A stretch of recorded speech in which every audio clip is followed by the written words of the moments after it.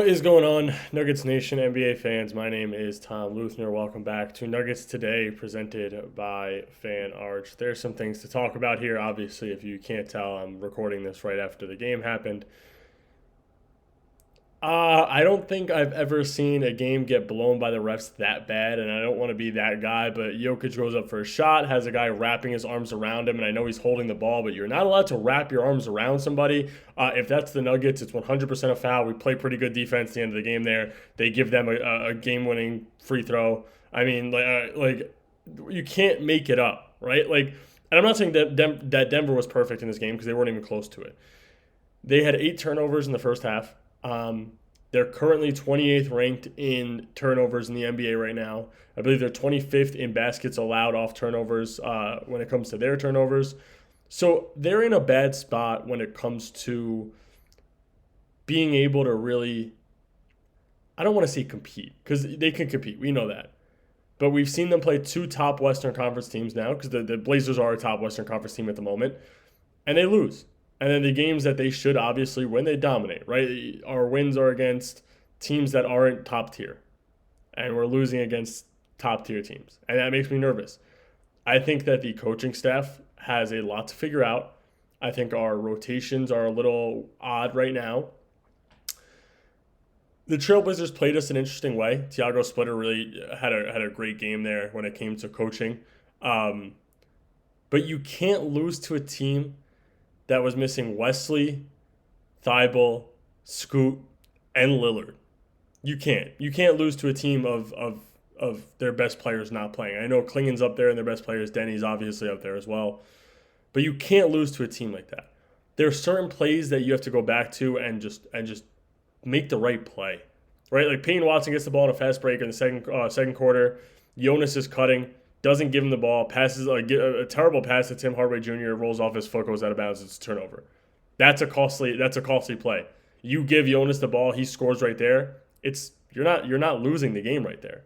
You're not. You're up 2 going into the fourth quarter. Like it's those little plays that you have to go back and look at and just really realize the smart plays just need to happen. If you're not confident in yourself making that pass, then I understand it. But that pass has to just be committed. Just get the points. Wide open on a fast break, head full of steam going down the lane, nobody in front of him. You have to make that pass. Another game where people are going to hate me for this. I'm not overreacting. In the first 5 games of Denver season, I have not seen the Cam Johnson that we saw in Phoenix. I don't think that he's an upgrade from Michael Porter Jr. Call me crazy, right? MPJ was a system-based guy. No, he wasn't. Go watch the Nets game. The guy dribbles. Sure, maybe sometimes here and there he looks bad. The team is bad. But he's facilitating more than we've ever seen. He's putting the ball on the floor. He's hitting moving jump shots. Like, I haven't seen anything from Cam that has made me impressed so far in Denver, outside of him having one good game against a bad team. I don't know what the game plan is to have him taking a game-winning shot. I don't know why, outside of 2 possessions, we barely saw Jokic touch the ball in that final minute. Listen, they played good defense. And like I said, I want to get to Jokic. And a great game. It sucks that he didn't get his triple-double at least. Like I said, the end of the game, you have to give him the ball. I don't know what it is, how David Adelman's using him, or if it's how he wants to play, where he's sort of taking that backseat role, but I don't want to see that anymore. I want to see a 30-point Jokic that can get a triple-double, 30-point triple-double. I'm so tired of him not taking the shots, and I don't know what it is. I want to see the Jokic who can take and make shots again, right? Like I want to see the Jokic who's putting up 30+. I get you want to get everybody involved, and there's a team that can finally score around you when you have a bench unit. I don't want to see that. I want to see Jokic score. That's what I want to see. I want to see Jokic get the ball. I want to see Jokic shoot the ball. And I don't want to see Jamal dribbling off the clock anymore. This offense should go through Jokic 99% of the time. And I don't know why it doesn't. And it's frustrating. It is. And like I said, I know that there has to be a sense of coming down to earth from this coaching staff because they're newer. But I'm just so tired of seeing the Nuggets lose games like this. The Warriors game, you blow some leads. The defense looked atrocious. Like, it is draining to watch games like that, and I'm trying to be confident and not be lose all my energy on you guys because you guys don't deserve that. Um, but man, it sucks seeing losses like that. Maybe it's just something about the NBA Cup where the Nuggets just can't win it. I don't know what it is, but you can't lose games when you're not missing a single player and the other team is missing majority of their good players. And I know that they're good all around. They have guys who hustle, and that's what I want to get into right here is just they are a gritty team, man. I liked watching it. It's a fun game to watch. The Trailblazers are a fun team to watch. I genuinely enjoyed watching the game, even though the Nuggets lost, because good for them, man. I like seeing the AG-JG matchup. That was fun to see. Former Nugget power forward against current Nugget power forward.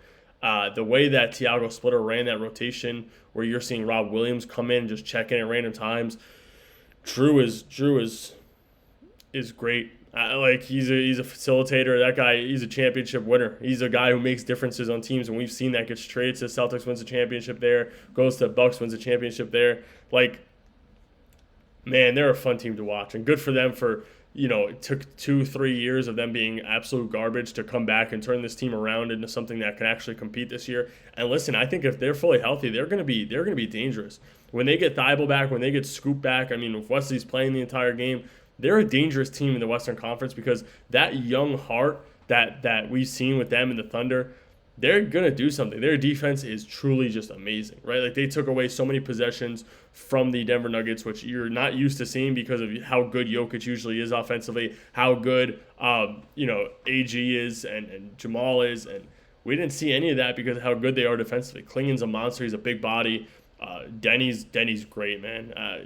There's not much you could say outside of there. Just a gritty team who is really good at basketball, and they're going to be exciting this year, and I'm upset that we have to see them 3 or 4 times this year.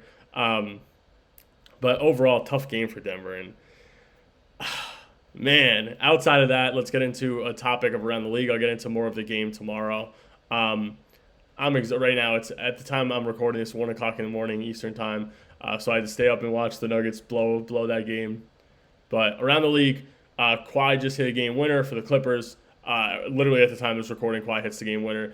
Luka had another, I believe, 50-point, 40-point game, whatever he had. It was 40 plus today. He is completely dominating. And Josh Giddey had a career game against the New York Knicks in the first game of the NBA Cup. The Bulls are making a name for themselves too. They wanted to trade Vooch, and now it looks like it's a little early, but it looks like it's working out for them. Luka had 40 plus with at the time I got the alert. It was 6 minutes to go in the fourth. And yeah, good for him. Coming back from an injury, and I believe he's had like 40 plus in almost every game this season. He's dominating. But the Bulls are putting a name together for themselves. They actually look really good. I like what they're doing in their future too. But it was interesting to see that Matas and Vooch were on the trade block, and now their team actually looks like there's something there, especially in a weaker Eastern Conference. So who knows what could happen there. But that is all I got for you guys today, Nuggets Nation. Like I said, welcome to the episode if you're checking in, presented by FanArch. Make sure to hit that like and subscribe button. I am exhausted, and I will hopefully have more energy and let this go by tomorrow's episode. But thanks, guys, for checking it out. Make sure to hit that like and subscribe button. I'll catch you guys later.